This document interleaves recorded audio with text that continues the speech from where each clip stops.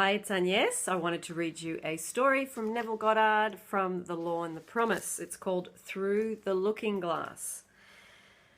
It is possible for man to pass through his sense fixation into any imaginal structure which he conceives and so fully occupies it that it is more alive and more responsive than that on which his senses stay his eye. So it reveals man as a center of imagining with a power of intervention, which enables him to alter the course of observed events, moving from success to success through a series of mental transformations within himself. Attention, the spearhead of imagining, may be either attracted from without, as his senses stay his eye, or directed from within if he pleases, and through the senses passes into the wish fulfilled. Oh, I know, sometimes Neville gets a bit complicated, but just hang in there. Okay, I'm going to read you a story from a woman, and the English is a bit easier. Okay, 2 years ago, I was taken to hospital with a serious blood clot condition which apparently had affected the entire vascular system. It caused hardening of the arteries and arthritis. A nerve in my head was damaged and my thyroid was enlarged. Doctors could not agree on the cause of this condition and all their treatments were completely ineffective. I was forced to give up my every enjoyable activity and remained in bed most of the time.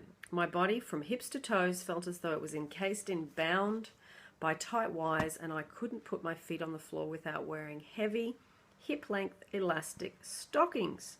I knew everything of your teaching and I tried very hard to apply what I heard, but as my condition grew worse, I could no longer attend your lectures. And my despondency grew deeper. One day a friend sent me a postcard picturing the scene of a lovely beach by the ocean. The picture was so beautiful, I looked and looked at it and began to remember past summers at the seashore with my parents. For a moment, the postcard seemed to become an animated and flooded with memories of myself running free on the beach. It filled my mind.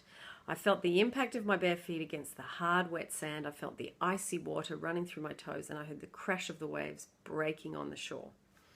This imaginal activity was satisfying to me as I lay in bed, and that I continued to imagine this wonderful scene day after day for about a week. One morning, I moved from my bed to a couch and had started to sit up when I seized with such an excruciating pain my entire body became paralyzed. I could neither sit up or lie down. This terrible pain lasted for more than a full minute, but when it stopped, I was free. It seemed as if all the wires binding my legs had been cut. One moment I was bound, the next moment I was free, not by degrees, instantly. We walk by faith, not by sight. Fabulous health story. Thought I'd share that with you because there's been a few of you private messaging me about health, so that one's for you. Lots of love, time for bed, and imagining session, and yeah, I hope you guys are doing yours too, and I would love to hear your really great stories as they unfold, because that is always my favorite thing, hearing a good story. Lots of love to you. Mwah! And happy, happy day.